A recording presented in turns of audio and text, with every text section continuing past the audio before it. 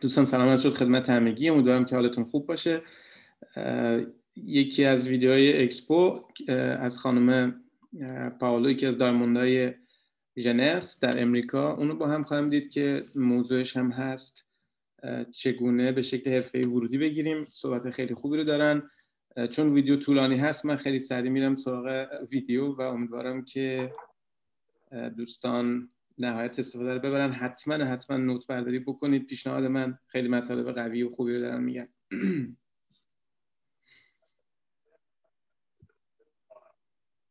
Hello everyone.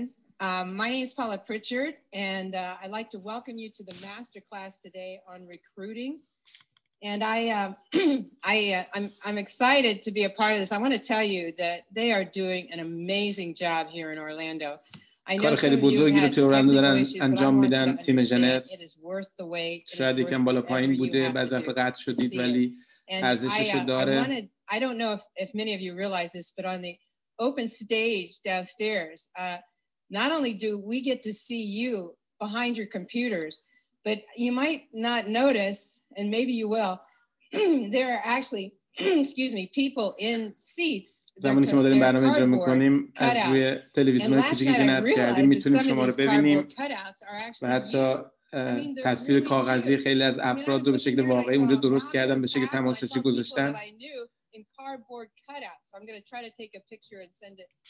و اونا انقدر واقعی هستن که آدم احساس میکنه اونجا واقعا تماشاچی هست. ورودی گرفتن که از نقاط حرفه‌ای کار منه و سالها اینو تدریس کردم توی تیمم توی اروپا و امریکا. اینکه جهانی کار میکنیم بسیار هیجان انگیزش میکنه. خوشحالم که بعضی از تکنیکامو میتونم با شما شیر بکنم.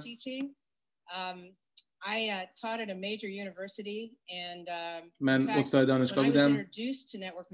وقتی که پرزنتم کردند یکی از پروفسورهای دیگه دانشگاه منو پرزنت کرد و اینکه بهم گفت میخوای یه منبع دیگه درآمد داشته باشی و خب سال تحصیلی شروع شده بود و من سرم خیلی شلوغ بود.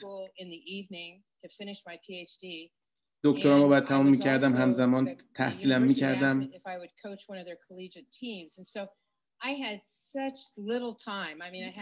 زمان زیادی نداشتم، خیلی زمان کمی داشتم برای اینکه بخوام نتورک کار کنم. 15 ماه بعد متوجه شدم که دارم زمان به این بیزنس نمیدم. راهی رو پیدا کردم که بتونم تمرکز کنم روی نقاط کلیدی این بیزنس.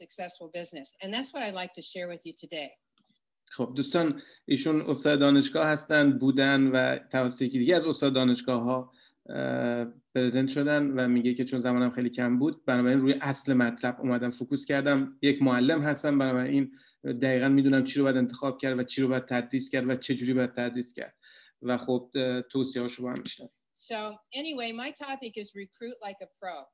موضوع هست مثل یه حرفه‌ای ورودی بگیرید.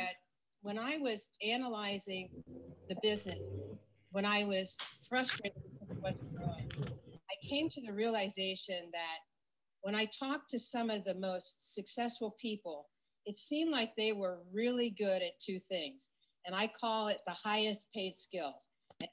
میگه وقتی با آدمای موفق صحبت میکردم ببینم اونا چیکار میکنن، چیه راز موفقیتشون، دو تا نکته خیلی مهم تو اونا پیدا کردم و این دو تا مهارت که اینا توش خیلی استاد بودن مهارتایی هستن که بیشترین پول رو براشون می آورد. And those were recruiting and promoting. Recruiting and promoting. Recruiting یعنی ورودی گرفتن، promoting یعنی پروموت کردن مثلا جلسات، مثلا محصولات، ایونت ها. promoting, recruiting. این دو تا مهارتیه که بیشترین پول رو برای کسانی که تو کار میکنن برمغان میارن. When you think of promoting, you think of people who are out there telling you about the latest event. Make sure you get to this university. Make sure you get to this convention. They're telling you about someone's testimonial. They're telling you about results on a product. That's promoting. And the promoting تعریفش اینه که اخبار جدید شرکت رو به نظر بقیه برسونید. محصول جدید اگه هست به بقیه بگید، محصولات رو بگید، رنک اگه شرکت میذاره، رنک جدید اگه توی تیم کسی میگیره، پروموشن جدیدی اگه میاد، کسانی که نتیجه خلق میکنن، ایونتی اگه برگزار میشه، اینا همه جزء بحث‌های پروموشن هست. کسانی که خوب میتونن اینا رو به بقیه برسونن، این یک مهارته. بنابراین این مهارت پول زیادی توش از کار آقای دینی رو همه داریم می‌بینیم. The more you promote, the more interest you create, that people want to see the business or they want to try the product. هر چقدر بیشتر شما پروموت میکنید، علاقه بیشتری اونجا ایجاد میکنید برای آدما که بخوان بیان بیزنس رو نگاه بکنن و این یعنی بیشتر افراد رو میکشونه تو این بیزنس. That's a skill that you really need to work on because این مهارت رو باید حتما روش کار بکنید. بسیار بسیار واجب و ضروریه. امروز من میخوام روی اون یکی مهارت کار بکنم و اون ورودی گرفتنه و چون من یک معلمم میخوام از 0 تا 100 بهتون درس بدم و قدم به قدم بهتون یاد میدم و امیدوارم که نوت برمی‌دارید بخاطر اینکه سریع خواهم بود. So when you think of recruiting consists of really 4 things. The invitation, the presentation, the follow-up, and then the close or sign-up. 4 قسمت داره ورودی گرفتن. 1 دعوت، 2 پرزنت کردن، 3 فالو-آپ، 4 بستن قضیه و خرید. And so that is what recruiting is. But I want to tell you something. The people who are most successful are brilliant at the first thing, which is invitation. They know. کسانی که خیلی خفنن توی نتورک مارکتینگ استاد دعوت هستن. دعوت از هر 4 تا مهمتره توی این قسمت. How to create curiosity. اونا میدونن چجوری They know how to create an interest. کنجکاوی و علاقه ایجاد بکنن. That makes people want to know more about what you're doing. آدما رو مجبور کنه بخوان بدونن راجع به بیزنستون. پس اگر میخواید تو چیزی ماهر باشید توی دعوت ماهر باشید. افراد موفق زیادی دیدم که اونا پرزنتورهای خوبی نیستن یا مثلا جلسات خوب برگزار نمی‌کنن ولی دعوت‌های خیلی قوی دارن. دعوت و فالو این دوتا قسمت‌هایی هستن که بیشتر از هر قسمت دیگه ایگو شما رو تحت تاثیر قرار میدن. جایی که شما آره یا نه میشنوید. شاید یکی رو میخواد دعوت کنید میگه نه من دوست ندارم. دعوتم میکنی من دوست ندارم بیام این بیزنس رو ببینم. شاید یکی رو دارید فالو میکنید میگه اوکی من شنیدم بس دیگه نمیخوام این بیزنس رو بشنوم. شما نه رو توی این دوتا قسمت میشنوید، دعوت و فالوآپ. بنابراین اونجا هست که بهتون بر میخوره و اونجاییه که شما باید بتونید خودتون رو کنترل کنید. بهش میگن ایگو، یعنی اونجایی که خودتون رو نشونه میرید. به من میگی نه من ناراحت شدم اینجوری گفت، این جواب ما نداد، اینجوری برخورد کرد. این اون چیزی که شما باید یاد بگیرید تا باش کنار بیایید یا تسلیم نشید، تسلیم ایگوتون نشید. And so this is the area I think people fall down in the recruiting arena. آدمایی که شکست میخورن توی ورودی گرفتن توی این دو تا قسمت بیشترین ضربه رو میخورن، بیشترین ضعف نشون میدن. دعوت و فالوآپ. چرا؟ چون توی این دو تا مرحله شما نمیشنوید بهتون برمیخوره، بیخیال میشید. In other words, they either don't put themselves out there to do the invitation, or they've done the invitation, they've done the presentation, now they're scared to do a follow-up because they don't want to get a no. And so if you can overcome those 2 areas and work on those ego rest areas, اگه بتونید روی این دو تا موقعیت کار بکنید اون موقع میتونید موفق باشید. راجع به کانتکت ها صحبت بکنیم. Their contacts, they might turn into business associates. اونا ممکنه به همکاران تجاری شما تبدیل بشن. من از پراسپکت استفاده نمی‌کنم چون واسه من معنی قربونی بوده، خوشم نمیاد. از کانتکت استفاده می‌کنم. افرادی که شما میشناسید، افرادی که شما فقط یه بار دیدیدشون مثلا، یا افرادی که اصلا نمیشناسید. کانتکت های شما شامل 3 دسته آدم بودن: آدمایی که میشناسیدشون، آدمایی که شاید یه بار کلا دیدیشون اونها رو، و افرادی که نمیشناسیدشون. این میشه کانتکت های شما. اما اول راجع به افرادی که میشناسیدشون یا 1-2 بار دیدید اونا رو صحبت میکنه. And let me tell you what I suggest to a new person when they first start. I say make a list. پیشنهاد من به یک فرد جدید که امروز وارد کار شده اینه: لیست درست کن. Now, you can make a list on your computer. You can use your contacts in your phone and make a list on your phone. موبایلت. You can make a list on a pad and paper or whatever. When I first started the business, we didn't have the internet. زمانی که من شروع کردم اینترنت نداشتیم، تلفنم نبود زیاد. But the point of it was I had to do everything کاغذ و قلم انجام میدادیم. So what I suggest to people is پیشنهادم make a اینه list of everyone you know. لیستی از And همه they say, کسایی که "Paula, that's میشناسید crazy. I mean, ایجاد everyone I know کنید. that could take me days. Yes, but it could make you بعضیا a میگن fortune." چند روز این طول میکشه ولی من بهشون میگم که ممکن همه زندگیت هم عوض بکنه. List of everyone you know. Just لیستی از start همه thinking of آدمایی everyone که you've known میشناسید. from the time you were a kid to every از روزی place که you've بچه lived, to every بودید تا place همین you've الان. worked, to every organization you belong to, every school you کار، attended. گروهایی که Just عضوش empty your هستید، brain باشگاه، because your ذهنتون brain رو is خالی your کنید. memory center, but it's also a place where you strategize. If you can put the memory in front of you, then it leaves your brain free to strategize. ذهن شما جاییه که شما میتونید جدا از این که نگه دارید اطلاعاتو میتونید استراتژی بچینید. زمانی که اینا رو از ذهنتون خالی میکنید حالا ذهنتون میتونه تمرکز کنه روی که استراتژی بچینه. برای این همه رو از ذهنتون خالی کنید و حالا ذهنتون خالی باشه تا بتونید استراتژی بچینید. So make a list and then categorize بعد and از اینکه organize the لیستتون list. آماده کردید کاتگورایز کنید، اونا رو دسته‌بندی کنید، نظم بهشون بدید و بذارید بهتون بگم چجوری میتونید کارو بکنید. I focus on something called want. تمرکز میکنم من روی چیزی به نام want یعنی چی میخواد طرف. دیروز توی جلسه دوستان پرسیدن که چجوری لیستمون رو مرتب بکنیم. یک جواب خیلی خوب اینجا از خانم پاولا هست. میگه که من لیست رو که نوشتم شروع میکنم روی لیست نگاه کردن ولی بر مبنای want یعنی چی میخواد، خواستشون چیه اینا. What do people want? آدما چی میخوان؟ آدما فکر میکنن که تو این چیزی که میخوای واسه من بگی، محصول، شرکت، پلن، هر چیزی که از جلسه، دعوت، پرزنتیشن واسه من چی هست که به درد من بخوره. You know, if I talk about, hey, I got a way you could, you know, make this kind of income, or you could do this or that, it doesn't necessarily mean that that's what they want. You know, some people, maybe they're in a job that they hate. اگه من مثلا بیام بگم اینجور پرزنت کنم که تو این کار پول هست، شاید این اون چیزی نیست که اونا میخوان. برای شما باید برید اون آدما رو ببینید. شاید توی کار میکنن که از اون کارشون متنفرن. Maybe they're in debt. شاید قرض دارن. I don't know, but what I want to do is focus on wants. So ولی once I've made this تمرکز میکنید روی خواسته‌هاشون. 3 بار توی لیستم حرکت میکنم. I check off everyone that's like اول تمام کسانی که مثل من هستن رو علامت میزنم. کی مثل من دنبال یه سری چیزایی هست، آرزو داره. کی یه چیزای بیشتر تو زندگی میخواد. شما دنبال آدمایی هستید که مثل خودتون هستن و شما میشناسید اونا رو، به خاطر اینکه اون آدمایی هستن که شما بیشترین زمان رو میخواید با اونا بگذرونید.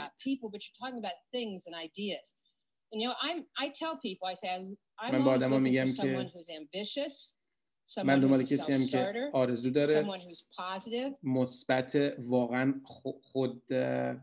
خودش عمل میکنه، عملگراست و میشه بهش یاد داد، کوچبل هست. هیچی بدتر از این که آدمای منفی و کسایی که کوچبل نیستن باشون بخواید کار بکنید. میرم یه بار دیگه سراغ لیستم. سری دوم آدمایی رو علامت میزنم که ناراضی‌ان. خواسته اونایی که از اون موقعیتی که هستن و خوششون نمیاد و ناراضی هستن بیان بیرون. من میرم تو اون لیستم و نگاه میکنم، میگم کیا هستن که نمیخوان تو کاری که دارن انجام میدن باشن. کی بعدش میاد از آدمایی که داره باش کار میکنه. کی میخواد به شهر دیگه، به موقعیت جغرافیایی دیگه نقل مکان بکنه. کی قرض داره تو این لیست. کی دوست داره سفر کنه بعدش میاد یه جا گیر کرده. So, and you know who these people are because dissatisfied people, that's what they talk about when they're at social events. آدمایی هم که ناراضی هستن راحت شما میتونید شناسایی بکنید، به خاطر اینکه همیشه قور میزنن. You ask them how it's going, they tell you how bad. ازشون میپرسی چه خبر، یه عالمه نق میزنن و ادامه ماجرا. دفعه سومی که میرم سراغ لیستم who maybe they're not dissatisfied, it's just that they want more. Maybe آدمایی هستن که ناراضی نیستن ولی بیشتر میخوان. شاید مثلا میخوان برن غواصی، مثلا کارهای خیلی خوب خفن میخوان بکنن ولی در اون حد دیگه مثلا موقعیت زندگیشون اجازه نمیده. افرادی که اوکی ان، ناراضی هم نیستن ولی دنبال لیستای بیشتر هستن. دفعه سوم که میرم سراغ لیستم اونها رو علامت میزنم. To enjoy some beautiful scenery to scuba dive. So consequently, I check off those people as well. Now, everyone you've checked off is a want. تمام کسانی که علامت زدید یه خواسته ای توشونه، یا یه چیزی میخوان یا از یه جایی میخوان بیان بیرون یا بیشتر میخوان. این کلیده کار شما برای ورودی گرفتنه. The key to recruiting is determining what a person's want is. کلید ورودی گرفتن اینه که اون آدم چی میخواد. Okay, now you're getting ready شما دارید آماده میشید برای دعوت. اما قبل از اینکه دعوت رو بهتون بگم چند تا نکته باید بهتون بگم. متوجه باشید که ورودی گرفتن 80% آمادگی شماست. Those 3 or 4 things would be belief, maybe confidence, posture, backup. اما آمادگی شما میتونه یعنی در واقع چیزهای مختلفی هست. باور شما، پاسچر شما و بکاپ، حمایتی که از شما میشه. What do I mean by that? توضیحاتشو میگه. You need to work on your belief in your company. شما باید روی باورتون توی شرکت و خودتون کار کنید. اگه شما باور ندارید وقتی تو با آدما صحبت میکنید این از شما بیرون میزنه و اونا میفهمن، حسش میکنن. اونا میتونن بفهمن که شما صد نیستید توی این شرکت. No one wants to be a part of your test. So you either need to be all in or all out. In other words, you've got to step off the curve. You've got to make. تو این بیزینس شما یا باید 100 باشید یا 0، وسط نداره. شما کلاً یا باید بیاد تو این بیزینس یا نباید بیاد. اون وسط اگه یکم هستید، یکم نیستید، یکم رو میشناسید، یکم رو نمیدونید، یکم رو قبول دارید، یکم رو باور ندارید، این نمیشه. Make the decision. I'm going to go for this. I'm fully in. I believe in this باید business. تصمیم بگیرید. And the more you believe in the business, the more you believe in yourself, باور داشته باشید به این تجارت و خودتون، اعتماد به نفس بالاتری دارید و وقتی اعتماد به نفس دارید اون چیزی که از شما میزنه بیرون زمانی که صحبت میکنید با آدمای دیگه. و من شخص خودم به خاطر اینکه مشکل اعتماد به نفس داشتم یک تکنیکی که به کار میبردم mirroring confidence بود. mirroring confidence، mirror یعنی آینه. انگار که شما منعکس میکنید اعتماد به نفسی که یکی دیگه داره رو تو خودتون و ببینید چیکار می‌کردید. You mirror someone who is confident. So I used to think to myself, what if I was the president of the Chase Manhattan Bank? How would I act? How would I talk? به خودم میگفتم اگر من رئیس بانک منهتن بودم چیکار می‌کردم؟ چه جور رفتاری از خودم نشون میدادم؟ چه جوری صحبت می‌کردم؟ How would I dress? How would I shake hands? لباس می‌پوشیدم؟ چه جوری دست می‌دادم؟ And I started to mirror that image. و سعی کردم اون تصویر رو که تو ذهنم هست مثل آینه انعکاسش بدم و انجامش بدم. What my posture was confidence. And not, once I started mirroring that, eventually I became that. I became confident. I became that person I was همون آدمه شدم. And so that's critical is your posture, your confidence, your posture. Backup is merely having a backup. شما باید همچین پاسچری داشته باشید. پاسچر یک آدمی که این همه اعتماد به نفس داره. اما بکاپ شما In other words, if I'm going to talk to someone about the business or I'm going to invite someone to the business, I want to have a backup of certain videos, maybe certain brochures, maybe certain trainings, certain things that I can show them or stream to them so that they can get verification or validation of what this business is all about. Also, another backup would be my sponsor or an upline that I could use on a three-way call, or I could bring onto the call to tell their story and explain, what they've experienced in the business and what brought them into the business. And then the other thing would be to understand that you are solution. I tell people you are a solution looking for a problem. بچه‌ها میگن که شما راه حلید. When you think of it that way, دنبال مشکل می‌گردید. You're used to constantly listening to what people have to say. And it will help you figure out what it is that they want that you could present the business and solve that particular problem. اگه شما مرتب به آدم‌ها گوش بدید، میدونید اون موقع چه دردی دارن، مسائلشون رو میدونید، اون موقع شما همون راه حلید. شما خودتون راه حل ببینید و بقیه و دنبال مشکل بگردید که راه حلی که خودتون هستید رو بهشون ارائه بدید. پس نیاز دارید به آدم‌ها گوش بدید، حرفاشون رو بشنوید تا اون مشکل رو پیدا کنید، چون شما راه حلید. Stay emotionally detached from the results. This is the hard part. If anything will be an obstacle in a business like this, it's the psychological, the emotional end of the business. In other words, you have to stay emotionally detached. It doesn't matter if they say yes or no. They're all equal. It doesn't make any difference. You have to stay emotionally detached because success is how many times you show it, not who says yes and who says no. You can't control that. موفقیت تعداد بارهایی که شما بیزنستون رو به بقیه نشون میدید، نه اونی که میگه آره نه ها موفقیت شما نیست. تعداد بارهایی که شما بیزنستون رو به بقیه نشون میدید و نکته بعدی که اینجا نوشته fall in love with the process، میگه شما عاشق این پروسه بشید، عاشق پروسه که این کارو توضیح میدید، جلسه برگزار میکنید، محصول با بقیه شیر میکنید، پلن میگید، عاشق این بشید. این موفقیته، نه اینکه یه آره شنیدم این موفقیته، نشنیدم این شکسته. That anyway. You know, fall in love with the process. That's success is in the show. Success is in the show. یعنی موفقیت توی نشون دادن بیزینسه. show. نشون بدید. Understand yeses and nos are equal in the fact that I use an example. Let's say that نکته بعدی بله و نه یکیه تو این بیزینس. اگر میشنوید یکی میگه بله و اگه میشنوید یکی میگه نه یکیه، خیلی مهمه که اینو درک بکنید. This was an iPhone, and it was $1,000 iPhone, and every time I sold it, I made $100. If I showed this phone to 10 people, and the first one said, no, I already have a phone. Second one said, no, I don't need a phone. Third one said, no. But the 10th one said, yes. I didn't make $100 on the 10th one. I made $10 every time I showed the business. You have to get موبایل فروش بودم و آیفون میفروختم و زمانی که این آیفون رو فرض میکنم میفروشم، هر بار که این آیفون رو میفروشم $100 سود میکنم. با 10 نفر صحبت میکنم، اولی میگه نه من دارم، دوم میگه تازه خریدم، سوم میگه نیاز ندارم، چهارم میگه نه، پنجمی تا دهمی من موبایل بهش میفروشم و $100 سود میکنم. شما فکر میکنید که از نفر دهم $100 سود کردید، این اشتباهه. شما رو هر نفر $10 سود کردید. با 10 نفر صحبت کردید، به دهمی فروختید، $100 سود کردید. 10 نفر 10 تا $10 میشه $100. برای همین شما ذهنیتتون باید این باشه که شما رو هر نفری که نشنیدید $10 سود کردید. این بیزینس این شکلی کار میکنه. That mentally in your head, and once you do, you'll understand it's the process that you're going to fall in love with. So yes is a متوجه میشید زمانی که این پروسه هست که شما رو موفق میکنه، نه اون یه دونه آره یا اون تعداد نه. No's are not important. What's important are the numbers. You know, how many times do you show the business? این مهمه که شما چند بار این بیزنس رو نشون میدید، چند تا پرزنت دارید، چند تا دعوت دارید. The other thing, and this is just a tip, I always separate the invitation from the presentation because it elevates the presentation. نکته بعدی میگه من همیشه دعوت رو از پرزنت جدا میکنم، دو تا بخش متفاوت، دو تا زمان متفاوت، و به خاطر اینکه پرزنتیشن رو ادیفای کنم. دعوت میکنم به خاطر اینکه پرزنتیشن رو ادیفای کنم. خیلی نگاه قشنگی داره به این جریان.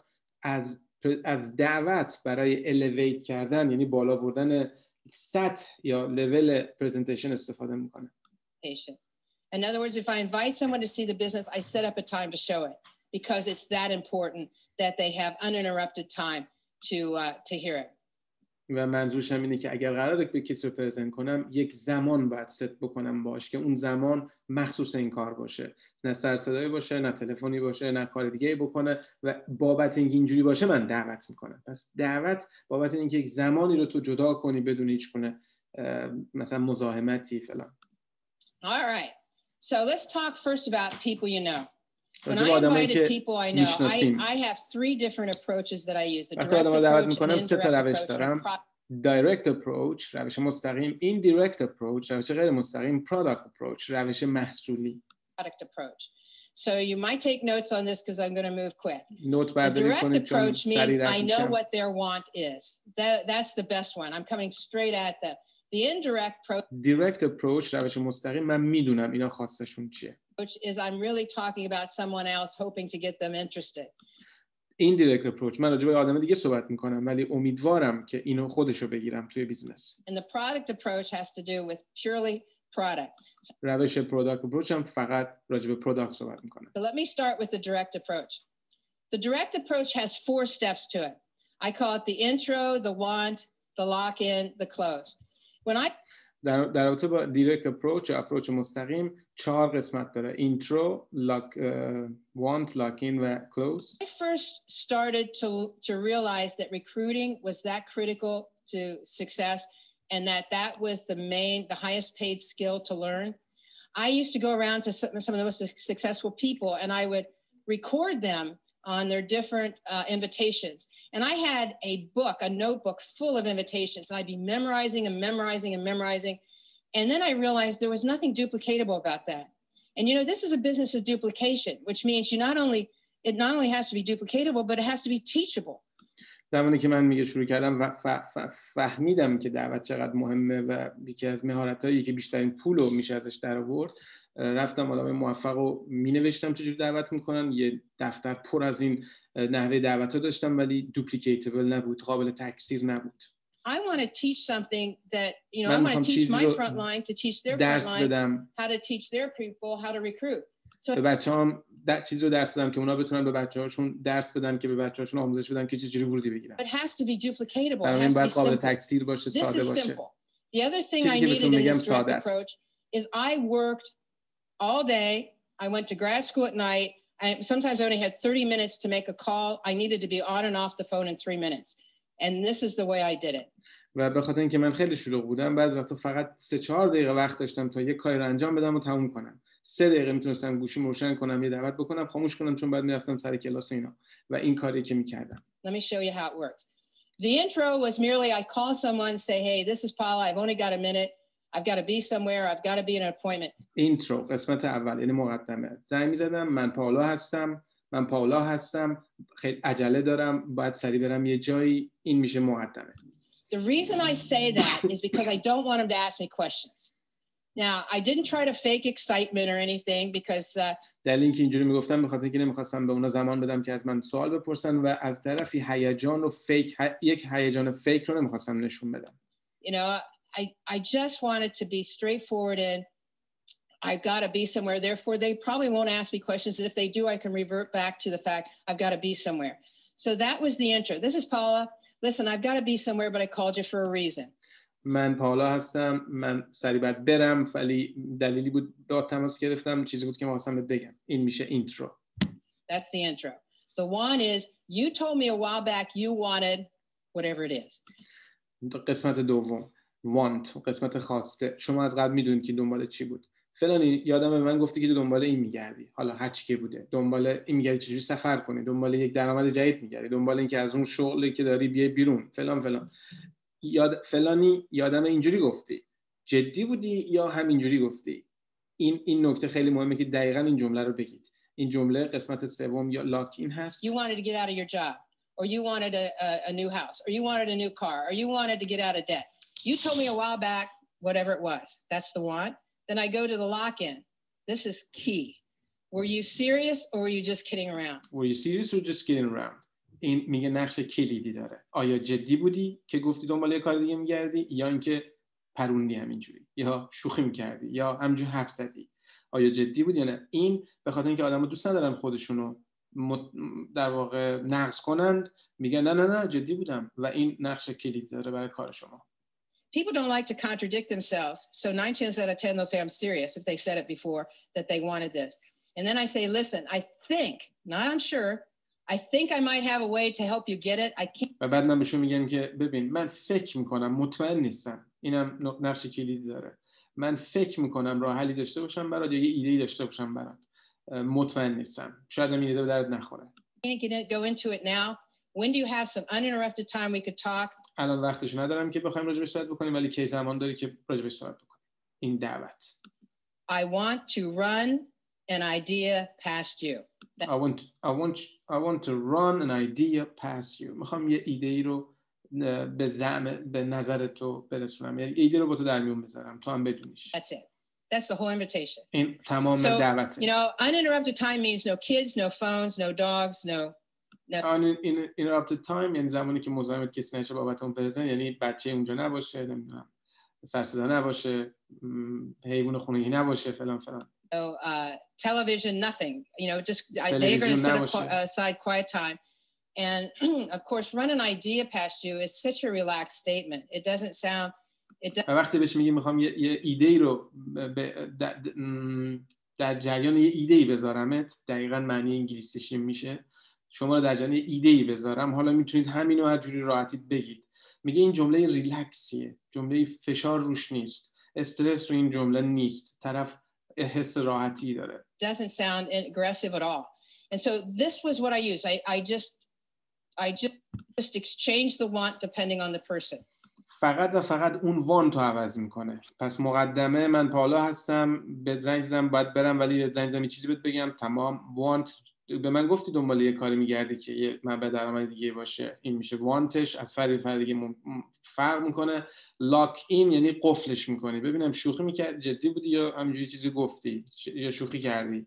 اینم میشه لاک این. چرا؟ چون طرف میگه نه نه نه نه من میخوام در واقع قفلش میکنید شما.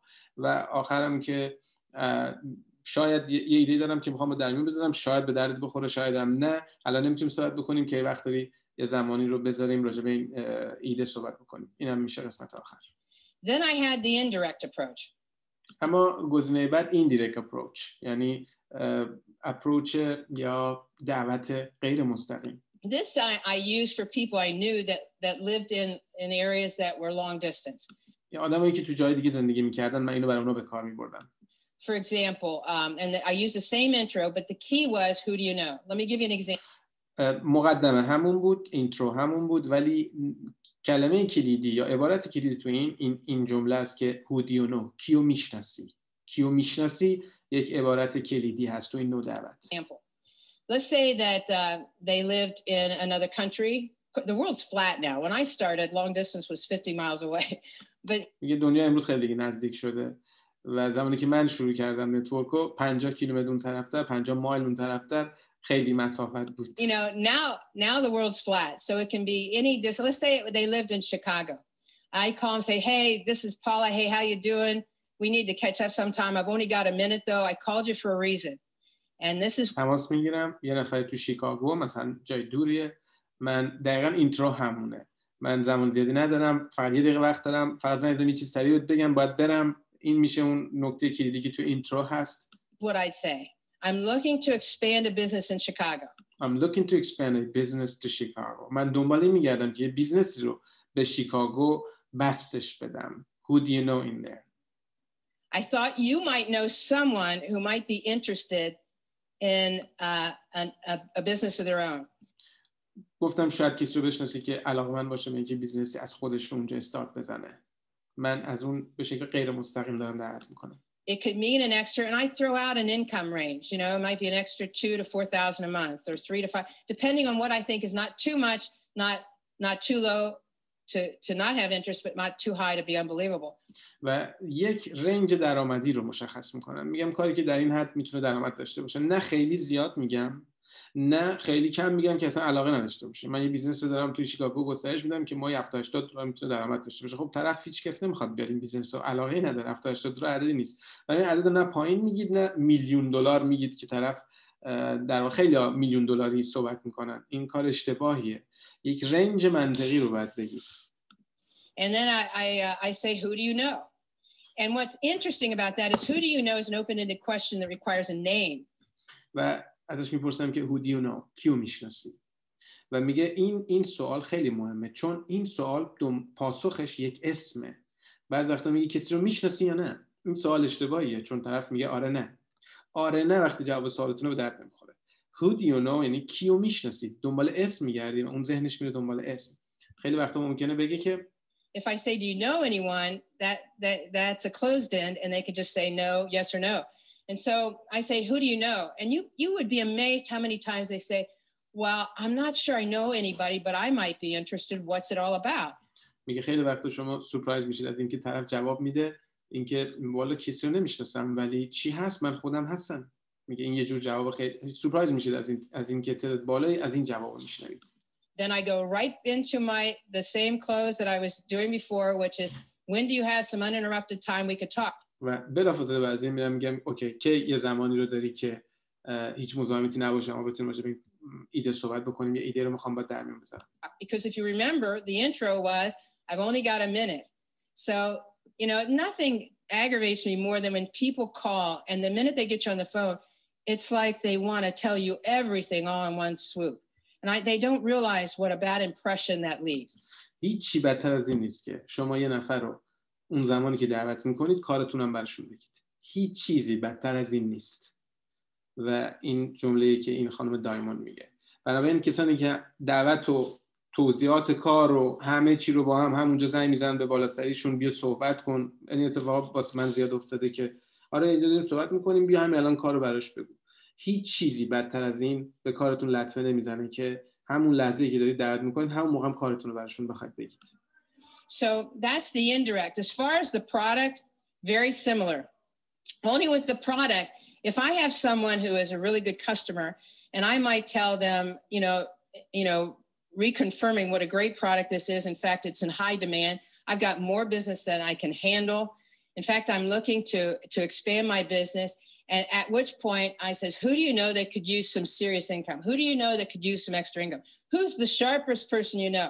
And what's interesting is some of the sharpest people they know will be some other relative, maybe their daughter, maybe their cousin, maybe themselves. Maybe they're such a believer in the product, they'll say, I might be interested. What's that? زمانی که بحث محصولی پیش میاد، من محصول رو میگه دوباره تاکید میکنم، راجع به محصول بحث باز میکنم که این محصول چقدر خوبه. اونم خب داره البته از کسانی هم که از محصول استفاده میکنن این کارو داره میکنه ایشون، کسانی که مشتریش بودن از محصول استفاده میکنن، حالا از محصول شروع میکنه و از اون فرد یک ورودی بیزینسی میسازه. و یک کار کلیدی که ایشون میکنه، میگه همیشه ازشون میپرسم کیو میشناسی که باهوش باشه، کیو میشناسی که بخواد یه درآمد بیشتری رو داشته باشه. و خب میگه افراد راجع به دخترشون، راجع به فامیلاشون، راجع به اون، و خیلی وقتا خود من میگن راجع به خودشون، میگن خود منم هستم، چی هست، جریان چیه، چجوری، برای چی اینو میپرسی، چجوری میشه پول، مگه پول میشه در آورد فلان. و میگه از این طریق یک موقعیت دعوتی دیگه میسازن. فکر میکنم که طلایی ترین تکنیکایی که ایشون تو صحبتشون دارن همین کیو میشناسی که مثلا باهوش باشه، کیو میشناسی که دنبال این باشه، کیو میشناسی که دنبال درآمد دیگه باشه. این میتونه خیلی کمک کننده باشه، یک کلید خیلی خوبیه. All about. So I've turned more customers into distributors who ended up talking about the product to other people. So میگه من مشتری محصولی زیادی رو با این روش به دیستریبیوتور تبدیل کردم، به ورودی تبدیل کردم. Those are 3 approaches that I use. Now let's talk about acquaintances. این 3 روشی که میگه من استفاده کردم. اما بریم سراغ آدمایی که صرفاً آشنا شدیم با هم، یعنی یه بار دیدمشون. acquaintances یعنی آدمی که یه بار یه جا دیدی، برای بار دوم مثلا میبینیش. این یه آشناته، فقط آدمی نیست که میشناسیش واقعا، یه آدمی که یه بار یه جا دیدیش. این به میگن acquaintance. Acquaintances are people that I might not know what their want is. I know them, we know each other, but I don't know what their want is. منظورشون اینجا از اکوینتنس تو انگلیسی یعنی صرفا یه نفری که یه بار دیدی، برات آشناست. یا اینجا تعریف ایشون از اکوینتنس اینه که میگه آدمی که اوکی میشناسیش ولی نمیدونی خواستش چیه، یعنی در این حد نمیشناسیش، خواستش رو نمیدونی چیه. So I'm going to give you 3 options. The first one is ask questions to discover what their want is. اولین آپشن میگه ازشون سوال میپرسید تا اینکه بفهمید خواستشون توی زندگیشون، چیزی که دنبالش هستن چیه الان. And then you can go back and use the direct approach. و به محضی که خواستشون رو فهمیدید میرید و اون روش مستقیم رو اجرا میکنید. Once I know this direct approach and indirect approach so well, you could wake me up at 3 o'clock in the morning and I could do it. وقتی که تسلط پیدا کنید روی این روش‌ها، نصف شب منو بیدار کنید، من هم موقع انجام میدم. I'm only learning one thing. One way to contact people. It's duplicatable, it's teachable, and I'll go back and using the direct approach, even acquaintances, once I ask questions and discover what their want is. How do I do that? چجوری من در میارم که اینا خواستشون چیه؟ I learned this early on, and I have to tell you, I still use it today. It's called FORM, F-O-R-M, Family, Occupation, Recreation. این مورد دیروز توی جلسه فکر کنم راجعش صحبت کردیم، جلسه استراتژی. family راجع به خانواده بحث صحبت کردن، occupation راجع به شغل و کار و اینا صحبت کردن، recreation یعنی تفریحات و فان و فعالیت‌های جانبی که این آدم‌ها دارن. شروع می‌کنم راجع به اینا صحبت کردن، خانواده، کار و فان هاشون، چیزایی که به عنوان فعالیت جانبی تو زندگی مطرحه. Message. It's message. I never learned it. That's the way I learned it from the very beginning. Message. You make a decision whether you want to deliver the message. I tell people, go out on a fact-finding mission. Find out what people want in life. How do I do that, Paula? Well, you go out and you ask them about their family. Hey, do you live around here? Oh, really? شما باید متوجه باشید، باید بفهمید که آدما چی میخوان از زندگی. و میگه من خیلی از بچه‌هامو میفرستمشون به یک مأموریتی که برید اینا رو در بیارید، این پاسخ‌ها رو در بیارید. Kids in the school down there, oh, you live in that house? Oh, no, you live in the trailer park. Oh, but you like to live in that community up there on the hill. Yeah, oh, well, and then I might ask them about their job. How's your... با آدما صحبت میکنم. اوکی کجا زندگی میکنید؟ اینجا، ولی بچه‌هام میرن اونجا، دوست داشتم اونجا باشم. دوست داشتید اونجا زندگی کنید چون فامیلاتون مثلا اونجا. ببینید از تو صحبتی که با اونا میکنید فقط در میارید که اینا تو این موضوع دنبال چی ان، چه خواسته ای دارن. Your job, I bet you love it. Oh, you hate it? If you say I bet you hate it, they'll tell you they love it. So وقتی که راجع به شغل آدما باشون صحبت میکنید، خب کارت چیه؟ من مثلا تو این اداره کار میکنم. اوکی فکر کنم عاشق کارت هستی و اونا شروع میکنن به نق زدن. خیلی وقتا میگن نه این مشکل داره و شما خواسته هاشون رو متوجه میشید. اگر برعکسش عمل کنید، خیلی افراد هستن دنبال اینه که بزنن تو سر اون چیزی که اون آدم داره تا حالا پیشنهاد خودشونو بدن. میگه اکثر آدما جبهه معکوس میگیرن. یعنی اگه بهشون بگی که خب کارت چیه؟ من کارمندم. او فکر کنم خسته این کاری. نه خیلی خوبه. قطعا برعکس خیلی موضع میگیرن. به خاطر همین طرف وقتی که شغلشو گفت میگه I bet you love it. شرط می‌بندم که خیلی دوستش داری. ولی خب ما اینجوری چون تو فارسی صحبت نمی‌کنیم باید به اون ادبیات خودمون بگید. فکر کنم عاشق کارتی. فکر کنم با کارت خیلی حال می‌کنی ها. مثلا این شکل صحبت می‌کنید. بعد اون شروع می‌کنه به مسائلشو گفتن و شما متوجه میشی که تو بعد کار این فرد چه خواسته‌هایی داره.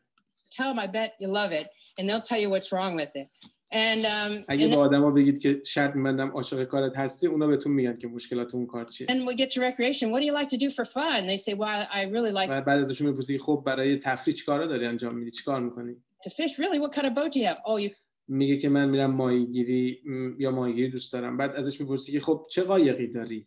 بعد اون میگه من قایق ندارم. قایق نداری؟ پس حتما یه قایق باید، یعنی یکی از خواستهاش اینه که قایق داشته باشه چون عاشق ماهیگیریه و مگه میشه قایق نخواد؟ اینجوری شما میتونید خواسته های این افراد رو در بیارید. You can't afford a boat. Oh, but if you could, what kind would you have? مثلا اوکی چرا قایق نداری؟ نمیتونم بخرم، گرونه. اوکی اگه میتونستی بخری چه قایقی میخریدی؟ And they start telling me. And so I have اونا شروع میکنن به گفتن. a file cabinet in my head and I'm going, okay, they want this kind of boat, they want to live in this kind of house, they wish they could get out of this job. و من حالا تو ذهنم قشنگ میدونم این آدمی که دوست داره اونجا زندگی میکرد، اینجور خونه رو داشت، این شغل رو داشت و این قایق رو دوست داشت بگیره. Or they'd rather be doing another job. So I have a file cabinet and what I do is I keep a journal and then I'll come back and I'll continue the conversation. Or I might decide they want this one so bad, I'm going to use that in my direct approach. So I'll come back. و میگه که این میشه جورنال من. میگه من اینا رو نوت برمیدارم که این فرد اینجوریه و تو مکالمات بعدیم بازم روی اینا صحبت میکنم. و یا ممکنه اگر خیلی اینا دنبال موقعیت هستن شروع میکنم میرم سراغ روش دعوت مستقیم. And I say, you told me the other day, I couldn't get our conversation out of my mind. You told me you wanted this. Were you... دفعه بعد که بهشون صحبت میکنم یا اگه میخوام دعوت کنم بهشون میگم که از ذهنم نرفت بیرون صحبتی که با هم کردیم. تو به من گفتی که اینو میخوای، مثلا این قایقو میخوای یا این خونه رو اونجا میخوای یا میخوای شغلت عوض کنی. هر کدوم خواسته‌ای رو که به شما گفته بود. You serious or were you kidding around? جدی هستی یا اینکه همینجوری پروندی؟ میدونید این جمله رو بعد، این جمله مهمترین قسمت این کاره. باید قفلش کنید که اصلا جدی بودی یا اینکه همینجوری چیزی گفتی. بنابراین یه سری سوال مطرح کردید، سوالات موضوعش مشخصه، تو موضوع دنبال میگردی که دنبال چیه. تو مکالمه بعدیت قشنگ اوکی صحبتی که قبلا با هم کردیم از ذهنم بیرون نرفته. تو به من گفتی اونجا این قایقه رو عاشقشی که باش بری مثلا ماهیگیری، یا گفتی به من دنبال منبع درآمد دیگه میگردی، یا من گفتی که نمیتونی زندگی تو جمع و جور بکنی با این اوضاعی که پیش اومده. واقعا جدی هستی اینکه نه یه چیزی همینجوری گفتی؟ به همین سادگی دعوت مستقیم. Listen, I think I got a way you can have it. I can't go into it now. When's your next day off? ببین من فکر کنم یه راهی برات دارم، نمیتونم الان برات توضیحش بدم ولی میتونیم یه قراری با هم بذاریم که راجع بهش صحبت بکنیم. تمام. When can we talk? I want to run an idea past you. And so the direct approach fits right into this, even with acquaintances. بنابراین روش دعوت مستقیم حتی با آدمایی که زیادم باشون مثلا آشنا نیستیدم میتونه صرف بکنه. Can I also use the indirect approach? Absolutely. آیا من میتونم روش غیر مستقیم رو با این افرادی که acquaintance هستن، زیاد آشنا نیستیم، با اونا ایجاد انجام بدم؟ بله. You know, and the indirect approach with acquaintances, I could say, hey, I'm looking to expand a business around here, wherever they live or هر جایی که اونا زندگی میکنن. خیلی ساده از این جمله استفاده کنید که من میخوام بیزنسمو این قسمت همینجایی که هست، هر جایی که هست تو این قسمت میخوام گسترشش بدم، من میخوام اینجا هم بیزنسمو بزرگش بکنم، ایجاد بکنم. این جمله خیلی قدرتمنده. برای من با هر کسی که جدید آشنا میشم این استفاده میکنم. کدوم کشوری؟ او فلان جا. من خیلی دوست دارم بیزنسم اونجا هم داشته باشم. اما معلومه که دوست دارم دیگه. همه دوست داریم تو همه کشورها داشته باشیم، تیم داشته باشیم. برای این میتونه یک خواسته درونی واقعی، انگیزه واقعی باشه. Wherever their job is. Same thing with the indirect approach. But here's a new one. This is what I call my location approach in a sense. And this is something I used frequently. اینو میگه کلید کار منه، این روش سوم، آپشن شماره سوم. پس اولی که سوال میپرسه و در میاره خواستشون چیه و روش مستقیم. دومی هر کجا که زندگی میکنن این میخواد بیزنسشون اونجا گسترش بده. و مورد سوم فوکس آن لوکیشن، روی منطقه جغرافیایی تمرکز میکنم و عبارت who do you know، کیو میشناسی، و میگه این شاگرد منه. Especially when a network company has events in different parts of the United States or different parts of the world. خصوصا زمانی که شرکت شما یک ایونتی داره در خارج از جایی که شما زندگی میکنید. I'll say to them, you know, in my local area, I'll ask everyone I know. Let's say we were having an event in Orlando. با آدمایی که تو همون منطقه خودم زندگی میکنن شروع میکنم به تک تکشون این جمله رو گفتن. فرض میکنیم که یه دونه ایونت ژنس توی ترکیه داره میذاره و ما همه تو ایران هستیم. به من از این اتفاق میفته شروع میکنم به همه آدمایی که دور من هستن ازشون میپرسم که کیو تو ترکیه میشناسی. Well, let's say I live in Ohio. I'll say to everyone I know, who do you know in Orlando? Who do you know in Orlando? Who do you know in Orlando? کیو تو ترکیه میشناسی؟ کیو تو ترکیه میشناسی؟ کیو تو ترکیه میشناسی؟ همه میگن چه خبر شده؟ And they always say why. And I'll say because I'm looking to expand a business in Orlando. من میگم که من دنبال اینم که بیزنسمو تو ترکیه گسترشش بدم. It could mean this kind of money. Who do you know? انقدر پول ممکنه توش باشه، اون رنج پولیه رو بهش میگید، نه عدد خیلی بالا بگید نه عدد خیلی پایین. کیو میشناسی؟ And you know, invariably we'll come back to either they know somebody or what I consider expanding it in Ohio where I live. میگه چیزی که من تجربه کردم و برای شما اتفاق میفته، یا یکی رو میشناسن تو ترکیه یا با همین آدم همین جایی که هستی بیزنس استارت میزنی. خیلی قوی این شخص اینا رو داره توضیح میده. So I used to use this all the time. In fact, let me give you an example. میگه بذارید یه مثال از خودم براتون بگم. The company I was with at one time was expanding into the United Kingdom. I asked everyone I knew, who do you know in the United Kingdom? Who do you know in the United Kingdom? اولین باری که تو نتورک کار می‌کردم، شرکتمون توی انگلیس داشت بیزنس داشت یه کارایی می‌کرد. همه کسانی که توی امریکا، خودش امریکاییه، توی دور و برم بودن، شروع کردم از تک تکشون پرسیدن کیو انگلیس میشناسی، کیو انگلیس میشناسی، کیو انگلیس میشناسی. Who do you know? I had a list of people a mile long. And when I went to the United Kingdom, I called every one of them. یه لیستی از آدمایی که میشناختن توی انگلیس تهیه کردم. میگه it was a mile long، یعنی خیلی لیست بود، طول و درازی بود. وقتی رسیدم انگلیس شروع کردم زنگ زدن به اینا و زنگ زدم میگفتم من فلانیم، فلانی منو معرفی کرده. و میگه همیشه این که شما یک رفرنس اونجا میدید به شما اعتبار لحظه‌ای میده، چون اون فرد رو میشناسن اون شخص. And I said, you don't know me, but I'm a friend of so and so. شما من نمیشناسی ولی من دوست فلانی هستم. You know how powerful that is? When you have a reference, it gives you instant credibility. And they go, oh, how's so and so? And I go, they're و اونا میگن اوکی عالی، چطوری شما فلان، و من بهشون میگم که doing great. I promised them I'd contact you when I got to the United Kingdom. من قول دادم که به محض اینکه برسم اینجا با شما تماس خواهم گرفت. We have a company very successful. We're expanding here. ما یه شرکتی داریم بسیار موفق، داره به اینجا بسط میده بیزنسشو. Some serious money. Does this sound like anything? پول خوبی توشه. این چیزی هست که تو علاقه‌مند باشی به دردت بخوره تو زندگیت. You'd like to talk about further. And اگه میخوای که با هم بیشتر راجعش صحبت بکنیم. Some of them would say yes, some of them would say no. The ones that said yes, I set up a private appointment. I showed them the business. Some of them said yes and some of them said no. بعضی از اونها گفتن که بله، بعضیشون گفتن نه. اونایی که گفتن بله باشون یه قرار خصوصی گذاشتم، کارو براشون توضیح دادم. بعضی از اونها گفتن بله، بعضیشون هم گفتن نه. But you know, at the end of that, without knowing anyone in the United Kingdom, my business was doing $1 million in volume every single month 12 months later. میگه ولی اتفاقی که برام افتاد اینه که من توی انگلیس یه تیم ساختم که بعد از 12 ماه هر ماه $1,000,000 خرید میزد. حجم فروش اون تیم من $1,000,000 بعد از 12 ماه شد تو انگلیس. هیچ کس هم تو انگلیس از اول نمی‌شناخت. So I know it works. I live and breathe. میدونم که کار میکنه. من زندگی میکنم و نفس میکشم چیزایی رو که دارم براتون میگم. Everything I'm teaching you. So then you're going to have people you don't know. Where اما آدمایی که شما are نمیشناسید. those people? Everywhere. این آدما کجان؟ همه جا هستن.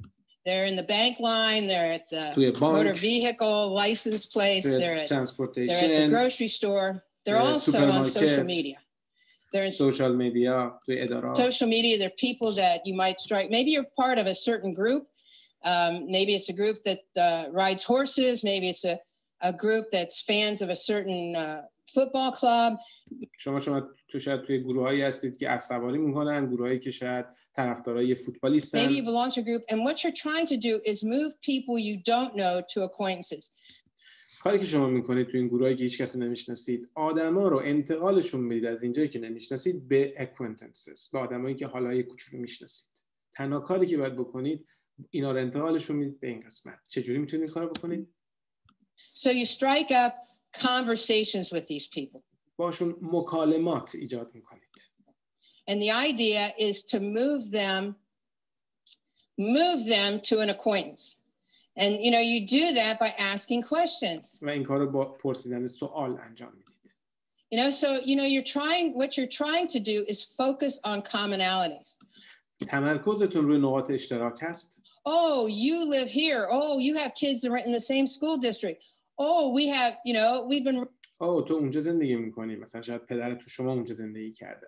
بچهای شما به اون مدرسه میرن، شاید بچهای شما به اون مدرسه میرن. میگردید دنبال نقاط اشتراک. Riding horses since this age I have too, you know. And so you're trying to take somebody with the same interest and trying to move them to acquaintance, to someone you're starting to know. پس یه آدمی رو پیدا میکنید، کاملا نمیشناسیدش، یه نقطه اشتراک پیدا میکنید، از این نقطه اشتراک میرسوندش با یه مکالمه و چند تا سوال به جایی که حالا اکوینتنس هست، حالا آشنایی دیگه با هم. And in the process of that, because you're asking questions all the time, you're getting to know them. و وقتی سوال So I میپرسید know بیشتر on social میشناسید. media, I remember initially people would go into chat rooms and they'd be chatting back and forth and developing relationships. Now you have all different kinds of formats or platforms that you can get to know people on.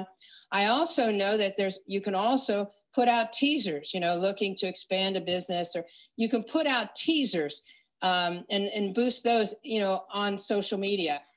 قدیما میگه چت روم ها و اینا بود، حالا زمان ایشون من نمیدونم دقیقاً چه شکلی بوده، ولی میگه الان میدونم که یه عالمه سوشال میدیا هست، یه عالمه واتساپ، تلگرام، اینستاگرام فلان اینا که شما میتونید اونجا خب با خیلی‌ها همین کارو بکنید. از اونجا شروع کنید، با چند تا سوال نقاط اشتراک پیدا بکنید و برسونیدش به اکوینتنس، یک اشتراک. ببینید چه پتانسیل بالا اونجا وجود داره. از طرفی میگه میتونید تیزر ایجاد بکنید و این تیزرها رو بوست کنید.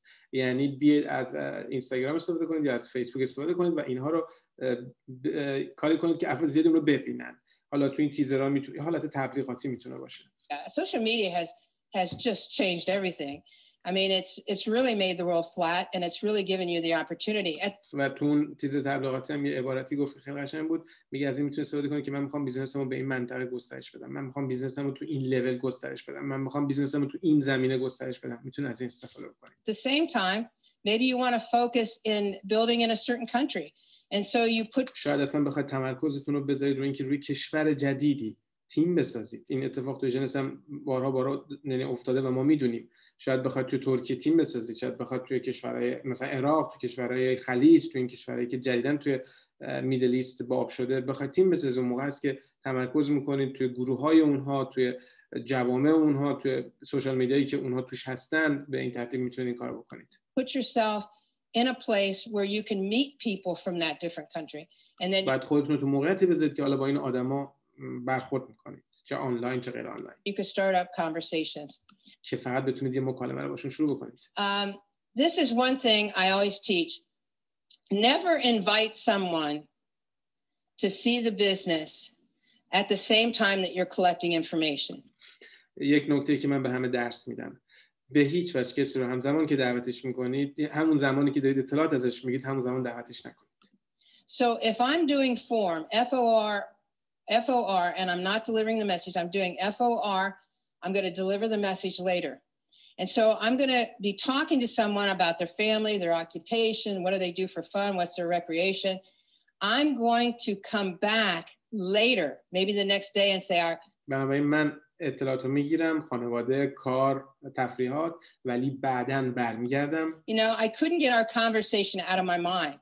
بهش میگم که من واقعا صحبتایی که با هم کردیم نتونستم از ذهنم بیرون ببرم. حالا به فارسی خودمون هر جوری که شما راحتید اینو ترجمهش بکنید. You know, you told me you wanted this. Were you really تو من گفتی که اینو میخوای، دنبال این serious or were you هستی، just kidding جدی around? بودی یا اینکه And they say, نشوخی no, Paul, I was میکردی؟ really serious. و وقتی And میگه at نه من which جدی time, بودم. and I want to say one thing about the way I do this.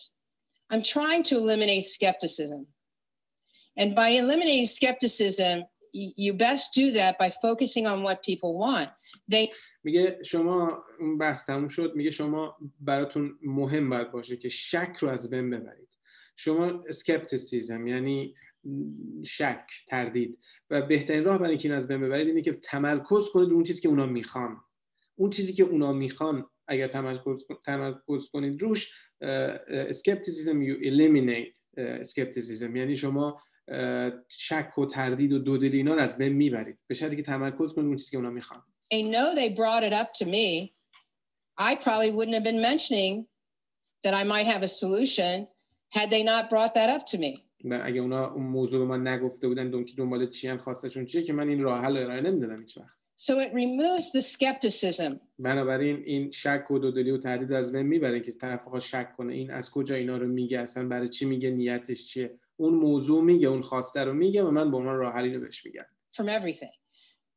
So consequently, I never deliver the message at the same time with only one exception.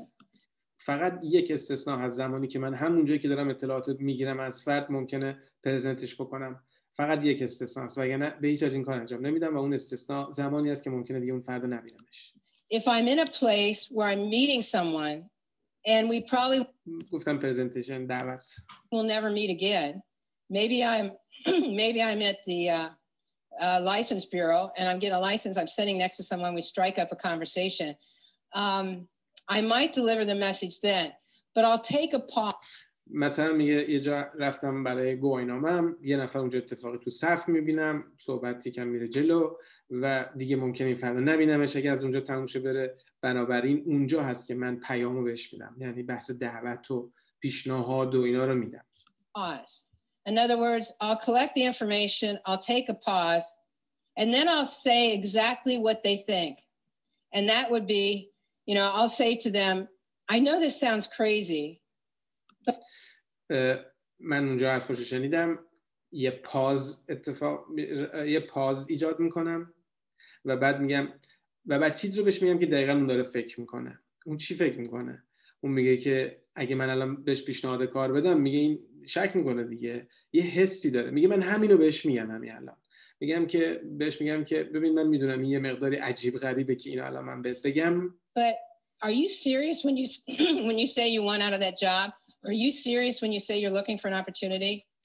واقعا جدی هستی وقتی که میگی دنبال موقعیت دیگه میگردی؟ آیا جدی هستی وقتی که میگی از این کارت خسته شدی، دنبال راه میگردی که مثلا از این کسی که باش کار میکنی بزنی بیرون از اون دفتر فلانا؟ پس حرفاشو میشنوم، اوکی موقعیت خوبیه، یه پاز و بعد از اینجا شروع میکنم که ببین من میدونم یکم عجیب غریبه این صحبتمون الان، ولی جدی هستی که فلان فلان؟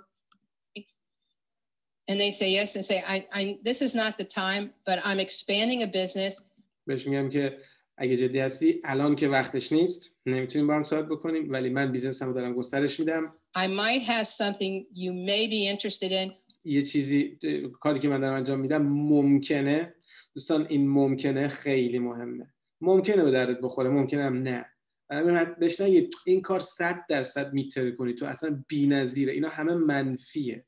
بنابراین بهش میگید که ممکنه به دردت بخوره، ممکنه هم نه. این جفتشو میگید حتما. Why don't we exchange phone numbers? I'll give you a call. We'll get together. چرا تلفنامون رو عوض نکنیم؟ exchange phones یعنی شماره‌هامون رو با هم دیگه به هم دیگه ندیم که بعد با هم قرار بذاریم توی زمانی با هم جلسه بذاریم و صحبت بکنیم راجع به این کار. An idea past you. That would be the only time that I would actually do the invitation at the same time I'm collecting the information. You know, this is a good teaching technique because I tell people, you know, this is a career. You know, I spent 4 years getting my undergraduate, another year getting. همیشه من به آدم‌ها اینو میگم که این یک بیزینسه. It's a career. من 4 سال برای گرفتن مدرک اولم زمان گذاشتم، 1 سال برای مدرک بعدی. And then we had a number of years to get the PhD. و سال‌ها بعد کار کردم تا دکترامو بگیرم. And I have to tell you something. I studied. درس خوندم، تمرین کردم. هیچ وقت به موقعیت مالی موفقیت مالی که اینجا به دست آوردم اونجا به دست نیاوردم. So you need to give it the time it deserves. بنابراین باید زمانی که حقش رو بهش بدید این بیزنس رو. Need to practice. شما باید تمرین کنید.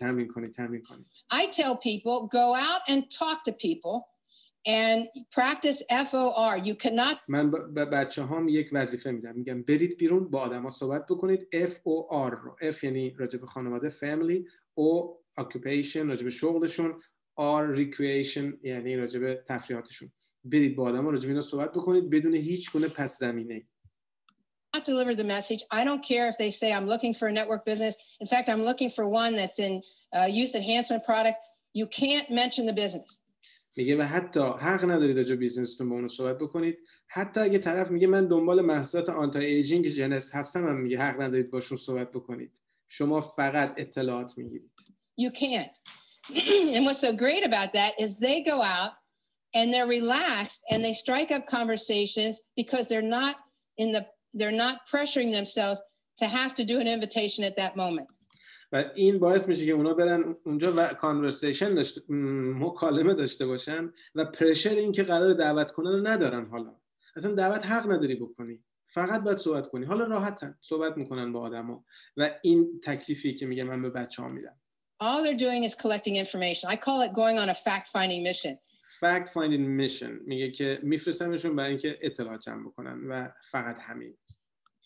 And you know, this has helped teach so many of my people in the business to really get comfortable with communicating, because sometimes we spend so much time thinking about what we're going to say. و میگه به بچه‌ها من این تکلیفی که بچه‌ها میدم خیلی کمک میکنه بهشون که کامیونیکیشن یاد بگیرن، ارتباط سازی و ایجاد ارتباط یاد بگیرن، به خاطر اینکه خیلی وقت آدما همش فکرشون اینه که چی بگم، حالا اینو گفت چی بگم. این باعث میشه که این دیگه از ذهن بره کنار و این نمیذاره چیزی یاد بگیرن. ولی وقتی قرار نیست دعوت کنن، فقط قرار صحبت بکنن، این تجربه خیلی خوبه و من این کارو مدت‌ها پیش یه کورسی رو گرفتم آنلاین و اینو توش یاد میداد و زمانی که ذهنتون رو کامل از این بردارید که چیزی میخواید از این آدم، هر چیزی، بیزینس غیر بیزینس، فقط یه مکالمه دارید. هوا چطوره، اینجا چطوره، کجا بودی، کجا میری. زمانی که این رو تمرین میکنید، این هدفشون هست در واقع تو این صحبتی که میکنید. That we forget to listen to what they're saying. میگه وقتی تو ذهنتون اینه که دنبال این هستید که میخواید این حرفو چجوری بهشون بزنید، اون موقع یادتون میره گوش بدید به فقط که چی داره میگه. And what they're saying, there's so many clues as و چیزی که اونا میگن پر از نکات کلیدی است که شما نیاز دارید بشنوید. To why they need this business. My final thoughts.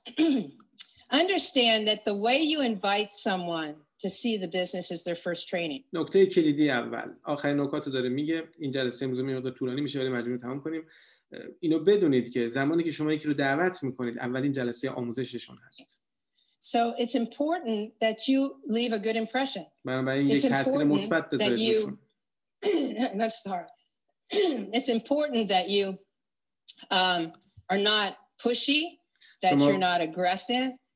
پوشی و اگریسیو نباید باشید، یعنی حمله کننده یا همینجور هولشون بدید، تحت فشار قرارشون بدید، به جای اینجوری نباید باشید. زمانی که دعوت میکنید یکی رو، اولین جلسه آموزشیشون هست، بنابراین فقط و فقط دعوت درست انجام بدید. تو ذهنتون نباشه که من بعد اینو حتما پرزنتش کنم، من حتما اینو باید واردش کنم و به خاطر اون پرشر زیاد بذارید رو اون فرد، خارج از اون چارچوبی که باید باشید عمل بکنید. بنابراین حواستون باشه که فکر میکنم این که جلسه دعوت یا موقع دعوت یه نفر اولین جلسه ترین اون فرد هست میتونه خیلی It's important that you're doing as much evaluation of them and as anything. In other words, you're interviewing people. You have the right to choose the people you want to be associated with. You're interviewing them. So you have میگه پاستور خودتون حفظ کنید. شما دارید انتخاب میکنید، شما دارید دعوت میکنید، شما دارید مصاحبه میکنید. بنابراین اینو بدونید. You have to realize that you know, like in any job situation, that person needs to be showing you why they would qualify for your time because it's going to cost you time. و بدونید که مثل هر مصاحبه دیگه‌ای که قرار طرف بیاد توی شغلی، اون فرد چجوری حس نفری که قراره برای یه مصاحبه کاری چیه، همش دوستش اینه که من خودم رو خوب نشون بدم که من لیاقت دارم، که من اینم. حواستون باشه اون تو ذهنش اینجوری داره میگذره. بنابراین شما انقدر خودتون رو کلاس کارتون رو حفظ بکنید. And money to get someone started and work with them initially. So anyway, the way you invite is their first training. Remember that, because I've seen people who decided not to get involved in network marketing because the person that introduced them was pushy or aggressive or hounding them as if they're trying to sell them network نیومدن به خاطر اینکه اون افرادی که پیگیرشون بودن یا دعوتشون کردن انقدر پوشی و اگریسیو، یعنی در واقع فشار بالا روشون داشتن، اونا حس کردن که اینا حتما میخوان چیزی بهشون بفروشن. نکته جالبی که اینجا وجود داره اینه که شما اگر بخواید چیزی رو به یه نفر بفروشید اون خوشش نمیاد، ولی همه آدما دوست دارن چیزی رو بخرن، همه آدما عاشق خریدن، همه ما عاشق خریدیم، دوست داریم بریم بیرون خرید. ولی از اون ور فکر کنید یکی میخواد اینو به شما بفروشه، شما بعدتون میاد، ما بعدمون میاد یکی بخواد چیزی به ما بفروشه. اینو تسلط پیدا کنیم روی این دو تا سمت این قضیه. بنابراین اگر به آدما جوری با آدما برخورد کنید که حس کنن که دارید چیزی میخواید بهشون بفروشید، بعدشون میاد و به هیچ وجه وارد این حرفه نمیشن صرفاً به خاطر این کاری که شما میکنید. That's the last thing you want to be doing. این آخرین چیزی که شما میخواید انجام بدید. Your biggest success will come after your biggest disappointment. یه جمله کلیدی دیگه، بزرگترین موفقیت شما بعد از بزرگترین ناامیدی شما اتفاق خواهد افتاد. And what I mean by that is if I look back on my career, some of my biggest disappointments when somebody I really wanted in the business and they said no. And I make a joke about this, but there was a time when if someone said a no to me, it is like a 3-second disappointment. I turned it into 3 weeks.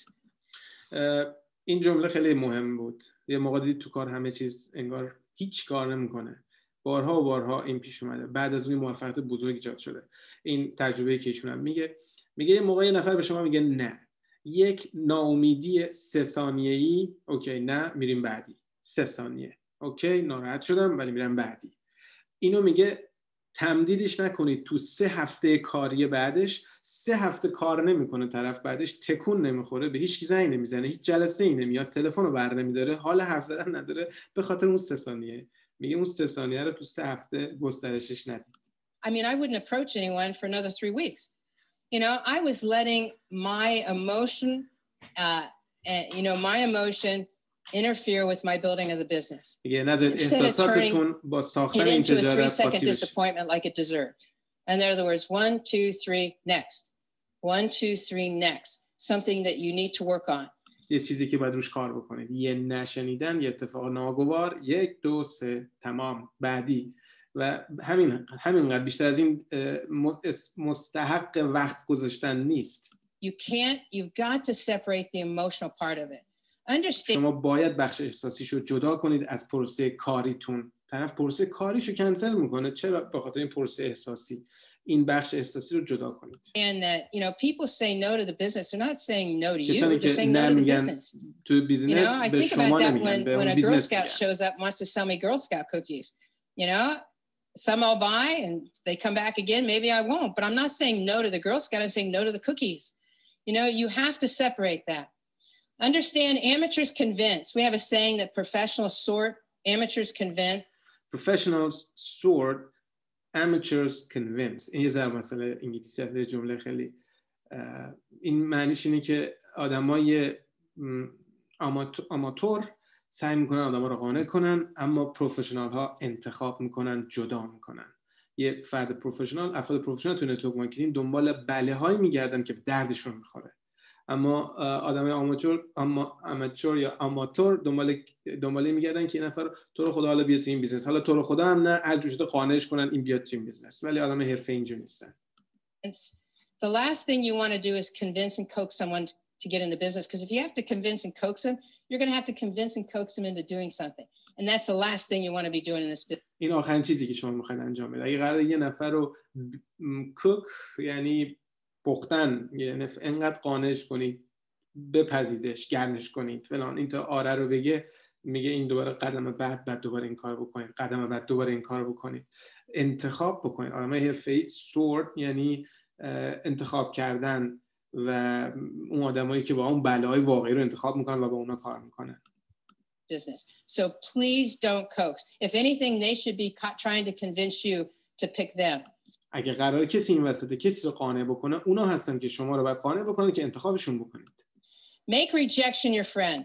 ریجکشن رو دوست خودتون ازش دوست بسازید. اینکه آدما نمیگن یا شما رو رد میکنن، باش ارتباط باش حال کنید، دوستتون باشه. Understand that, you know, this is the real key to success in the business. این And کلید that's واقعی how برای you handle موفقیت rejection. و اینکه And چجوری you've شما got از to پس make it your نه‌ها friend. برمیایید. Remember I talk about yes and no are equal? Well, yeah, that's a no. So understand that they're all the same. بفهمید که بله و نه یکیه. این که طرف میگه میام، این که طرف میگه نمیام، یکیه. این هیچ فرقی با هم نداره. شما بیزنستون انجام میدید. It's numbers. How many numbers you go through will determine what you get paid. تعدادی که شما میرید، تعدادی که تجربه میکنید، بله نه بله نه بله، این تعداد موفقیت شما رو تعیین میکنه چقدر پول در میارید. And focus on what you control. تمرکز کنید روی چیزایی که میتونید کنترل کنید. نکته بعدی. This is the part I try to really get across to people. این چیزی که من خیلی سعی میکنم به آدما انتقالشون بدم. Focus on what you can control. تمرکز روی چیزی که میتونید کنترل کنید. If you invite someone to see the business, you can't control whether they say yes or no. اگه کسی رو به این کار دعوت میکنید، شما کنترل اینی که طرف بگه بله یا نه رو که ندارید. If they say yes and you do the presentation, you can't determine if they get in the business or not.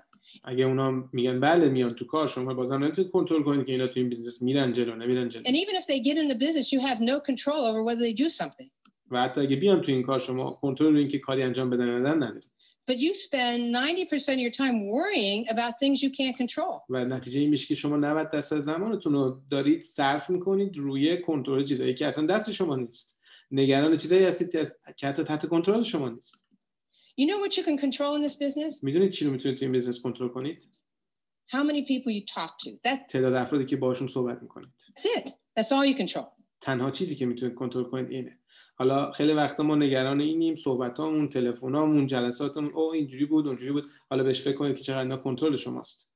90% نگرانی‌ها تحت کنترل ما نیست. تنها چیزی که کنترل ما میتونیم بکنیم تعداد آدمایی که باشون صحبت میکنیم، برای این تمرکز کنیم تعداد آدمایی که باشون صحبت میکنیم و از اینجاست که آقای اریک فور میگه 80% وقتتون رو بذارید صرف صحبت کردن با بقیه، 20% صرف صحبت کردن با تیمی که الان اون 80% اینجا بازم یه بار دیگه خودشون نشون میده. کار ما توی نتورک صحبت کردن با بقیه، صحبت کردن با بقیه، صحبت کردن با بقیه در هر لولی هست. How many people do you talk to? That's it. You can't control if any of those people you talk to want to see the business, you can't control. If they get in the business, you can't control. If they do anything, if they get in the business, can't control any of it. شما نمیتونید کنترل کنید آدما بله میگن یا نه، اگه وارد شدن کار میکنن یا نه، اگه کار کردن چقدر جلو میرن، هیچ کدوم رو نمیتونید کنترل کنید. ولی تعداد آدمایی که باشون صحبت میکنید میتونید کنترل کنید. And I'm going to tell you, there's many times when people say yes, they get in and they do nothing. خیلی از افراد تو تیم من بودن، خودم پرزنتشون کردم، واردشون کردم، گفتن بله، اومدن و هیچ کاری نکردن. Get all that excitement just to be disappointed. So you've got to همه اون هیجان ورودو میگیرن، میبینید توشون هیجان زده برای اینکه وارد شن، فقط برای اینکه بعدش یه عالمه ناامید شن. Take the emotions out of it. I don't go up or down in my emotions. I'm just kind of level. Wait and see what happens. Yes, they got in. Oh, that's great. Wait and see what happens. Oh, they said no. Well, that's too bad. I would like to work with them. But you just میگن گفتم به من نه. اوکی، خیلی بده. اشکال نداره. ولی دوست داشتم باشون کار کنم. ادامه میدم. میگه من بالا پایین نمیشم. احساساتم و قاطی پروسه کاریم نمیارم. Got to level it out. And be willing to be vulnerable. This is something I think I didn't understand it when I was doing it. Be willing to be vulnerable. میگه من زمانی که شروع کردم این جمله رو متوجه نمی‌شدم، الان منش میگم. But I thought I was showing courage. I wanted this business so bad. من این کارو واقعا می‌خواستم. It didn't matter if you said yes or no. It didn't matter how many people I had to talk to. برام مهم نبود کسی بله میگه یا نه. برام مهم نبود با چند نفر دارم صحبت میکنم. I came to a point where I wanted it so bad I was just going to lay myself out there. به جایی رسیدم که انقدر موفقیت تو این کارو میخواستم که دیگه خودمو گذاشتم اینجا معنای be vulnerable یعنی نه رو بشنوم. یعنی آدما هر چی میخوان بگن حالا دیگه بگن. قبلش آدم یه نکنه این میگه حالا به این نگم، حالا اونجور نشه، حالا انقدرم صفر کار نکنم، حالا تو سوشال مدیا انقدرم رو نکنم. اینا به معنای vulnerable بودن نیست. vulnerable یعنی حاضری اون مشت رو بخوری، حاضر اون نه رو بشنوی، حاضر اون که فکر میکنی یه جور دیگه میخواد راجع بهت فکر بکنه رو حاضری فکر بکنه. میگه که زمانی به جایی رسیدم که انقدر موفقیت می‌خواستم که دیگه برام مهم نبود. گفتم دل زدم به دریا، رفتم وسط، گفتم 4 نفر میخوان مش بزنن، طور نیست. من موفقیت رو واقعا میخوام. میگه به اینجا باید برسید. No matter what. You know, if it meant streaking through town, I guess maybe I would have done that. I would have اگر شهر به شهر حرکت کنم باشه انجام میدم. done anything. I really wanted to succeed. من واقعا میخواستم موفق بشم. But you know, I realize now when you make yourself vulnerable, and that means be willing to take the bumps, and there'll be bumps, be willing to take the no's, not take it personal. Things will start to really change for you. به محض اینکه تصمیم میگیرید که مش بخورید همه چیز براتون عوض میشه. You know, Brené Brown wrote a book called Daring Greatly, and she talks about, you know, how important courage is to success. But in order to have courage, you've got to be willing to be vulnerable. یه کتابی رو از این نویسنده گفت که تو این کتاب میگه جرأت، courage چقدر مهمه برای اینکه شما موفق بشید. ولی میگه اگه واقعا جرأت رو امروز میخوای رو بکنی، قبلش یه قدم قبلش از حاضر باید بشی که نسبت به این مشتایی که قرار بخوری خودتو در معرضش قرار بدی دیگه. انقدر دیگه دیوار اونجا نذاری. You got to be willing to lay yourself out there. You know, take the ups and the downs, be willing to take the punches.